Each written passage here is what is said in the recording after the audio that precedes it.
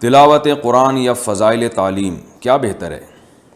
محمد امن دہلی سے پوچھتے ہیں، میں نے سنا ہے کہ اجتماعی عمل انفرادی عمل سے بڑا ہوتا ہے۔ ہماری مسجد میں عشاء کے بعد فضائل اعمال کی تعلیم ہوتی ہے۔ میں تعلیم کے دوران رات کی صورتیں سورہ ملک، حامیم سجدہ اور سورہ واقعہ پڑھ رہا ہوتا ہوں، تو کئی لوگ مجھ سے کہتے ہیں کہ پہلے اجتماعی عمل میں بیٹھو، اجتماعی عمل انفرادی عمل کے مقابلے میں پہاڑ جتنا ہے، تو میرے لیے اجر و ثواب کے لحاظ سے کیا کرنا بہتر ہوگا؟ بھائی شریعت میں اجتماعی عمل بھی ضروری، انفرادی بھی ضروری۔ تو اگر آپ تبلیغ کے کام سے جڑے ہوئے ہیں، پھر تبلیغ والوں کی ایک ترتیب ہے کہ رات کو اجتماعی عمل ہوتا ہے، تو آپ کو چاہیے کہ ایک 1.5 کی الگ مسجد نہ بنائیں، بلکہ اسی عمل میں شریک ہو جائیں جیسے کہ سارے ساتھی آپ کے شریک ہیں، پھر اس سے فارغ ہو کے آپ اپنا انفرادی عمل بھی کریں۔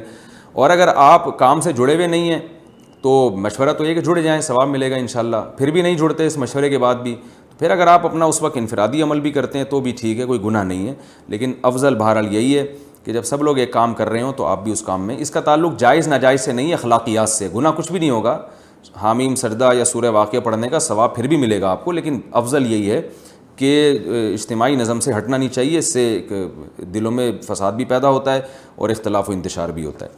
لیکن جب اجتماعی عمل ہو رہا ہو تو اس وقت کی بات ہے یہ، اگر نہیں ہو رہا تو پھر شریعت میں انفرادی عبادت کی بھی بہت اہمیت ہے۔